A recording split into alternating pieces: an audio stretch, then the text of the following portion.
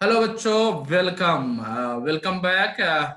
DBMS का एक बहुत ही इंपॉर्टेंट पार्ट जिसको हम लोग आज पढ़ेंगे वो है रिलेशनल अलजेब्रा, जो मैंने लिख भी दिया है। और ये रिलेशनल अलजेब्रा स्पेशली क्या है कि हमारा ये अलजेब्रा मैथ का एक बहुत बड़ा पार्ट है, जिसमें हम लोग बहुत सारा कैलकुलेशन करते हैं। बहुत सारे बच्चों को अलजेब्रा समझ में नहीं आता है, लेकिन समझने वालों के लिए मैथमेटिक्स जो पढ़ते हैं उनके लिए अलजेब्रा बहुत ही शानदार है, बहुत ही शानदार है। काफी मजा आता है जब समझ में आ जाता है। बहुत सारा समीकरण वगैरह सब जब होता है इसमें और जब सोल्व हो जाता है तो बहुत ही भीतर से उत्साह जागृत होता है, आत्मविश्वास बनता है बच्चों का। तो वैसा ही है अलजेब्रा, लेकिन यहाँ पे एक जुड़ गया क्या चीज, रिलेशनल अलजेब्रा। तो रिलेशनल अलजेब्रा जब भी जुड़ रहा है तो इसका मतलब है कि हम लोग अब वो चीज पढ़ने वाले हैं, वो अलजेब्रा पढ़ने वाले हैं जो हमारे रिलेशन को रिप्रेजेंट करेगा। मतलब कि रिलेशन को जोड़ करके, रिलेशन को शामिल करके इनपुट के रूप में जब हम उसके ऊपर कैलकुलेशन करेंगे, ऑपरेट करेंगे, तो वो रिलेशनल अलजेब्रा हो जाएगा। हम लोग एक एक करके इसको पढ़ेंगे। मैं इसका स्लाइड भी शेयर करता हूं तो और बेहतर तरीके से समझ में आएगा बच्चों लोग को।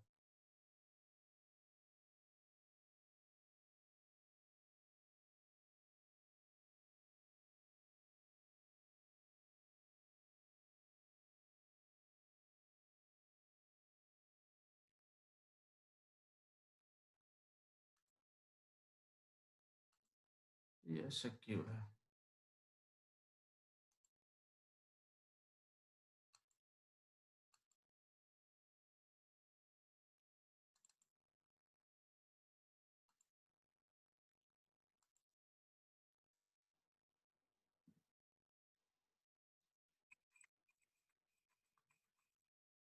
तो हमारे सामने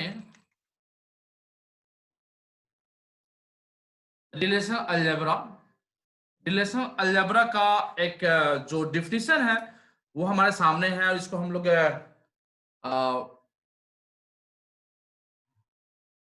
Relational algebra is procedural query language which takes relation as input and generate a relation as output. Simple सा जो मैंने बोला कि रिलेशनल अलजेब्रा में जो टेबुलर फॉर्म में रहते हैं, हमारा जो डाटाबेस के अंदर, सर्वर के अंदर टेबल के रूप में रहता है।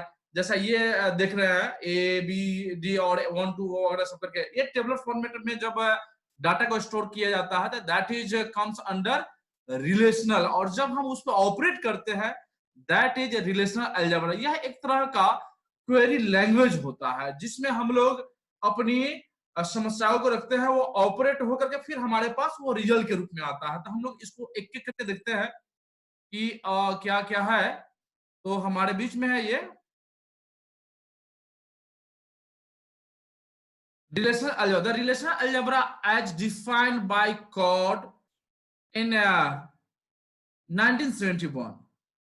1971 में कॉर्ट्स, जो हम लोग पहले पढ़ चुके हैं, Codd's rule, Codd's 13 rule, 12 rule, actually 13 था, कॉर्ट्स 12 रूल बोलते हैं। नेक्स्ट है the relational algebra is a syntax used to access the required amount of data very easily. स्वाभाविक है कि हम लोग यह एक सिंटेक्स होता है जिसका हम इस्तेमाल करते हैं डाटा को एक्सेस करने के लिए। It uses operators to perform query.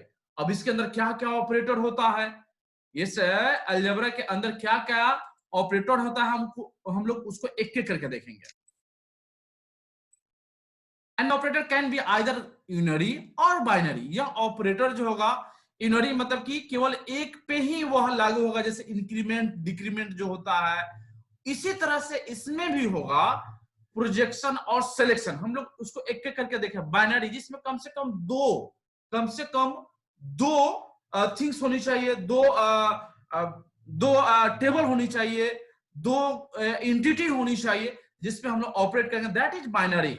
Unary मतलब सिंगल, बाइनरी में double. The relational algebra mainly provides the theoretical foundation for relational databases and SQL. Relational algebra works on the whole table at once. Relational algebra पूरे table पे एक बार में काम करता है। It usually divided into two groups. Special operations on database. Special operations के अंदर आता है दो यूनरी रिलेशन। यह एक्चुअली क्या होता है, यूनरी रिलेशन होता है। इसमें केवल एक पे ही काम होता है। तो हम इसको एग्जांपल से देखेंगे, बहुत अच्छी तरह समझ में आएगा। तो पहला है सेलेक्ट और दूसरा है प्रोजेक्ट। सेलेक्ट मतलब कि सिलेक्ट करना, प्रोजेक्ट मतलब कि इसमें भी सिलेक्ट ही करना होता है, लेकिन हम लोग डिफरेंसेस देखेंगे। यहाँ पहले का सिंबल है सिग्मा, स्मॉल सिग्मा, और दूसरा है पाई। और दूसरा जो पार्ट है मैथमेटिकल सेट थ्योरी, इसके अंदर हम लोग पढ़ेंगे union, intersection, difference, Cartesian product and join. यह एक्चुअली क्या होता है, यह हम लोग जो मैथमेटिकल पढ़े हैं सेट थ्योरी, उससे यह रिलेटेड है। तो हम लोग यहाँ पे देखेंगे एक एक। पहले हम लोग देखते हैं इनरी रिलेशन ऑपरेशन। तो ये क्या है, सेलेक्ट या सिलेक्शन या सेलेक्ट ऑपरेशन। ये क्या होता है, it is denoted by sigma. It is used to access required number of tuple according to the requirement. ये टपल मैंने बताया था, टपल किसे कहते हैं। Tuple is the tuple, it means that data in horizontal, जो हॉरिजॉन्टली डाटा को रखते हैं उसको हम लोग टपल बोलते हैं। तो जब हम टपल को कंडीशन लगा करके हम लोग जब निकालते हैं तो उसको हम लोग बोलते हैं क्या चीज, सिलेक्शन। तो सिंटेक्स में मैंने बताया क्या चीज की कंडीशन लगा दिए। हमने पहले सिंबल डाला, सिग्मा का सिंबल डाला, उसके बाद कंडीशन डाला, उसके बाद टेबल। जिस टेबल में हम लोग डाटा को स्टोर किया है उस टेबल का नाम लिखना है। जैसे एग्जांपल में sigma subject equal to database, actually क्या है, ये कंडीशन हुआ। अपना माइक ऑफ करो। सब्जेक्ट इक्वल टू डाटाबेस, यहां sigma subject equal to database और बुक्स। यहां देखेंगे तो सिग्मा हो गया क्या चीज हमारा, वह सिंबल हो गया सिलेक्ट करने का। और सब्जेक्ट इक्वल टू डाटाबेस कहने का मतलब क्या है चीज कि हम लोग डाटाबेस के सब्जेक्ट को सिलेक्ट करना है। कहां से, तो बुक्स नामक टेबल से। तो बुक्स नाम का एक टेबल है जिसके अंदर बहुत सारा सब्जेक्ट रखा हुआ है, स्टोर किया हुआ है, जिसमें से हम सिर्फ डाटाबेस वाली बुक को सिर्फ सिलेक्ट करना है।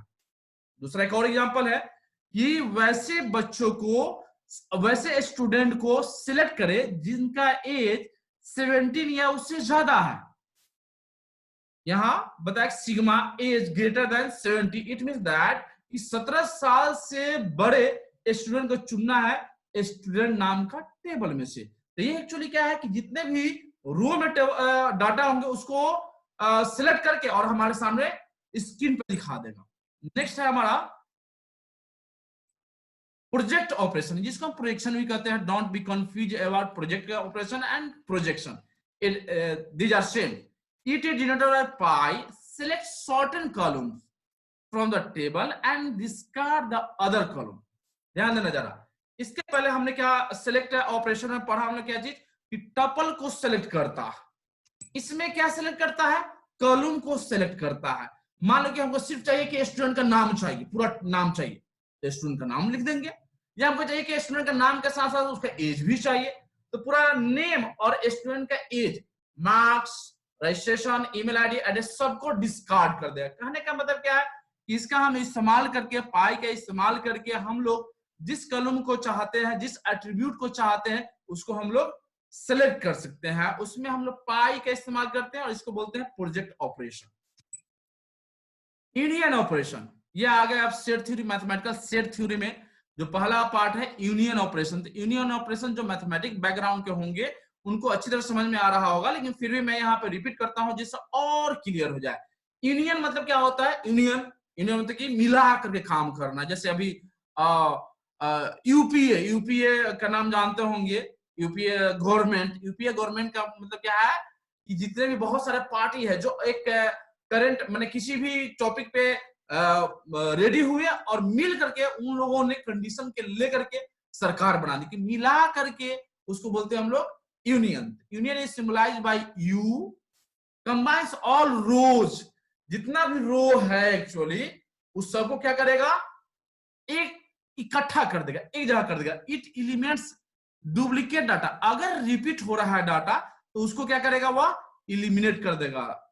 और एक और चीज इसमें कंपैटिबिलिटी बहुत मायने रखता है कि same number of attributes on same number of attribute domain. यानी क्या है कि एट्रीब्यूट की जो नाम होगा और जितनी संख्या होगी उतना ही दूसरे टेबल में भी होनी चाहिए, तभी जाकर के यूनियन होंगे। और यूनियन को जो डिनोट करते हैं ए यूनियन बी, ऐसे पढ़ते हैं। ये एग्जांपल है टेबल ए और टेबल बी। टेबल ए में देखिए कॉलम 1 और कॉलम 2, कॉलम 1 में देखेंगे तो कॉलम 1 में यहां देखिए कि 1 1 और यहाँ 1 2, और टेबल बी है, ये दूसरा टेबल है, इसमें कॉलम 1 है कॉलम 2 है, क्योंकि दो कॉलम है तो यहां भी दो कॉलम होना चाहिए, तभी जाकर के यूनियन हो पाएंगे। तो यहाँ पे अगर ए यूनियन बी निकालते हैं तो दोनों टेबल क्या करेगा, वो दोनों टेबल को मिला करके यहाँ पर लिख देगा। अगर रिपीट होता है तो उसको छोड़ देगा। जैसे कॉलम 1 में देखेंगे तो 1 1, यहाँ भी 1 1, तो एक को छोड़ देगा और सिर्फ एक ही डाटा को देखा, तो 1 1 हो गया, फिर 1 2 हो गया, यहां देखेंगे, और फिर 1 2। दोनों टेबल को मिक्स करके एक तीसरा टेबल बना दिया जिसको बोलते हैं ए यूनियन बी। उसके बाद हम लोग आते हैं इंटरसेक्शन। इंटरसेक्शन क्या है? इंटरसेक्शन मतलब क्या चीज? इंटरसेक्शन मतलब क्या चीज कि दोनों में से मिला करके जो कॉमन होगा उस डाटा को बाहर निकालना है, उस डाटा को सामने लाना है ऑपरेट करके। तो टेबल एक टेबल है, दूसरा टेबल है, और दोनों टेबल में दिखाना है क्या चीज कि कोई शामिल है कि नहीं शामिल होगा। फाइव जिसको बोलते हैं इम्पटी, मैंने कोई भी डाटा शामिल नहीं है, दैट इज इंटरसेक्शन। फाइव बोला जाता है, इम्पटी बोला जाता है। It is denoted bye intersection, उल्टा यू हो गया, which gives only the rows that appear in both tables known as intersection। जैसे टेबल आर और टेबल आर और टेबल एस में देखेंगे तो इसमें क्या कॉमन है, तो ए और 1, इसमें भी है A1, B2 इसमें नहीं है, B2, D3 है, A4 नहीं है, E4 है, E4 है, यहाँ पे E5 दोनों कॉमन नहीं हुआ एक्चुअली, ठीक है। तो यहाँ पे सिर्फ दो डाटा आया, A1 और D3, ये इंटरसेक्शन के बाद आया। दो टेबल को जब हम इंटरसेक्शन करते हैं जो दोनों में कॉमन होता है उस डाटा को तीसरा टेबल बनता है। हम लोग आगे देखते हैं डिफरेंस ऑपरेशन। डिफरेंस ऑपरेशन मतलब क्या है, ए माइनस बी, मतलब घटा देना है। जैसे 5 में से 2 घटा देना 3 बच जाता है, जो उसमें शामिल होता है एक्चुअली उसको हटा देना पड़ता है। वैसा ही यहाँ पे भी है, टेबल ए में से टेबल बी को अगर हटाना है तो टेबल ए में बी का जो एलिमेंट है उसको हटा देना है, और टेबल ए का एलिमेंट जो बच जाएगा उसको लिख देना है। वो सिंपल सा या तो gives all rows in one table that are not present in the other table is known as difference operation. जैसे यहाँ पे देख लीजिए सेम, ये एक आर एक टेबल है, एक एस टेबल है, दोनों आर घटाओ एस करते हैं। यहाँ पे आर माइनस एस है, आर में से एस को हटाना था। आर में देखिए तो एस कौन कौन सा पार्ट शामिल है, A11 शामिल है, ए आर में एस का A11 शामिल है, C2 क्या शामिल है, नहीं शामिल है, D3 क्या शामिल है, हाँ शामिल है, तो ये भी हट जाएगा, E4 नहीं है, तो A1 और D3 को हटा दो, जो बच जा रहा है देखो यहाँ B2, A4 और E5 बच गया। अगर हम उल्टा घटाते हैं, एस में से अगर आर को घटा देते, एस में से आर को घटा देते, मतलब उल्टा हटा रहे हैं, तो एस में ए का जो शामिल है उसको हटाएंगे आप। एस में ए का क्या शामिल था, A1 D3, ये दोनों आर का एस में शामिल था, हम इसमें से एस में से हटा देंगे, जो बच जाएगा एस के पार्ट को लिखेंगे, तो सी बच जा रहा है क्या, C2 और E4 जो बच गया लिख दिया हमने, that is difference operation. Next ये है आपका क्रॉस प्रोडक्ट या Cartesian product. It is denoted by cross Cartesian product, multiple के रूप में इसको डिनोट किया जाता है। और ये क्या करता है कि दो टेबल को जो डाटा होता है उसको पेयर करने में, पेयर के जितना भी पॉसिबल पेयर है उसको तीसरे टेबल में लिख दिया जाता है, जिसको बोला जाता है कार्टेशियन प्रोडक्ट। इसका एग्जांपल देखिए, बहुत अच्छा तरह समझ में आएगा। जैसे टेबल A1 है और टेबल A2, दोनों को क्रॉस किया गया, एक तीसरा टेबल बना जो बहुत बड़ा बन रहा है। कैसे बन रहा है जरा देखेंगे जरा, अनूप 1 2 को क्रॉस कराया गया A2 के टेबल से, तो अनूप A1 देखने देना, अनूप 1 अनूप 1, फिर अनूप 1 को लेगा, फिर दूसरा अनूप 1 और अनुराग 2, देखिए अनूप 1 अनुराग 2, फिर अनूप 1 को लेगा। जब तक ले एक डाटा से क्रॉस सबका नहीं कराया जाएगा तब तक हम लोग कराते रहेंगे। तो अनूप 1 का क्रॉस कराया गया गणेश 3 से, देखिए अनूप 1 गणेश 3। अब चूंकि अनूप 1 से तो पूरा का कनेक्शन हो गया ना, अब अनुराग 2 से कराएंगे, तो अनुराग देखिएगा यहाँ पे अनुराग 2 2 अनूप 1, अनुराग 2, अनुराग 2, गणेश 3। यानी ये क्या किया, A1 क्रॉस A2 को जो हमने कराया, तो जितना भी पॉसिबल पॉसिबल पेयर था वो हमने लिख दिया यहाँ पे, टेबल 1 का और टेबल बी का, मैंने दूसरा A1 का और A2 का। This is called Cartesian product. Join एक नेक्स्ट एंड लास्ट हमारा टॉपिक है join. Join operation denoted by this symbol, और डमरू आकार का है actually. allow us to combine information from two or more tables is known as join। Actually क्या है कि देखिए, इसके पहले जितना भी हम लोगों ने पढ़ा वो दो टेबल को ले रहा है, और यहाँ पे क्या है, हम लोग के दो या दो से अधिक टेबल भी इसमें शामिल हो सकता है, ठीक है, उसमें शामिल हो सकता है। तो ज्वाइन ऑपरेशन इसेंशियली एक Cartesian product followed by A selection criteria. कैसे करता है और क्या क्या होता है इसमें, एक बार हम लोग देखते हैं कि various forms of join operation. एक इनर ज्वाइन और दूसरा पार्ट होता है आउटर ज्वाइन। एक है इनर ज्वाइन और दूसरा है आउटर ज्वाइन। तो इनर ज्वाइन क्या करता है कि includes only those tuples with matching attribute. जो मैच कर रहा है, जो एट्रीब्यूट जो वर्टिकल होता है, जिस टेबल में मैच करेगा सिर्फ उसी को शामिल करेगा।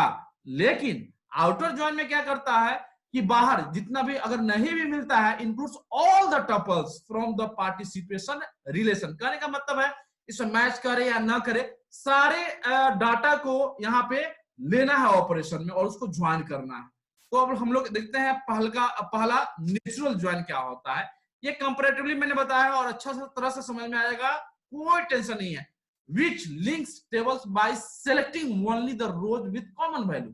देखिए इसमें ध्यान देंगे, नेचुरल ज्वाइन में क्या कर रहा है कि जो दो टेबल को लिंक कर रहा है, कौन सा, जिसमें कॉमन वैल्यू है दोनों टेबल में, या जितने भी टेबल्स एक्चुअली उन सारे टेबल को डाटा को वह एक जगह कंबाइन कर रहा है यदि उनके वैल्यू कॉमन है। ध्यान दीजिएगा, यहाँ कॉमन वैल्यू है रो में।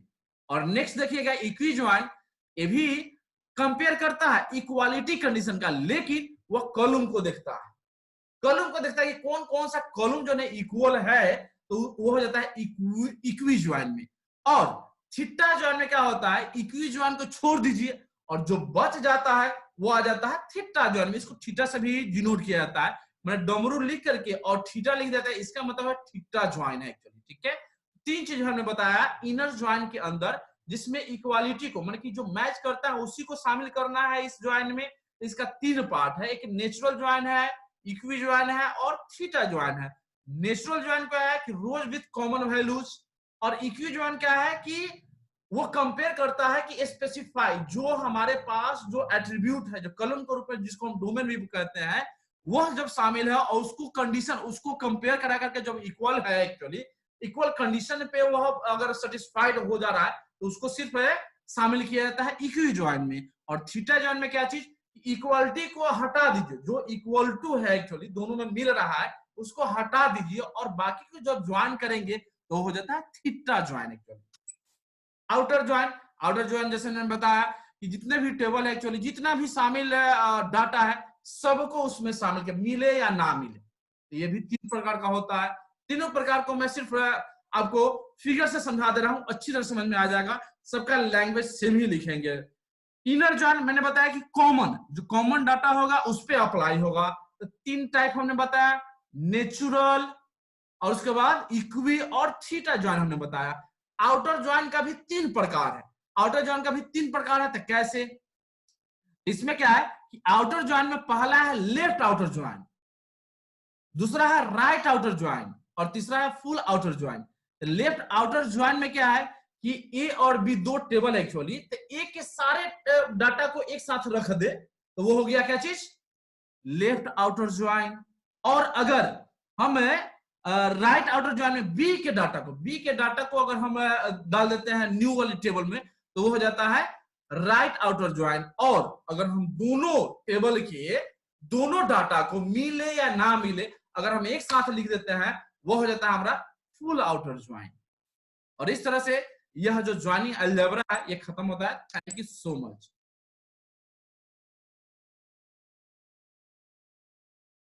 चलो, अब किसी को दिक्कत है इस पॉइंट में, किसी पॉइंट में तो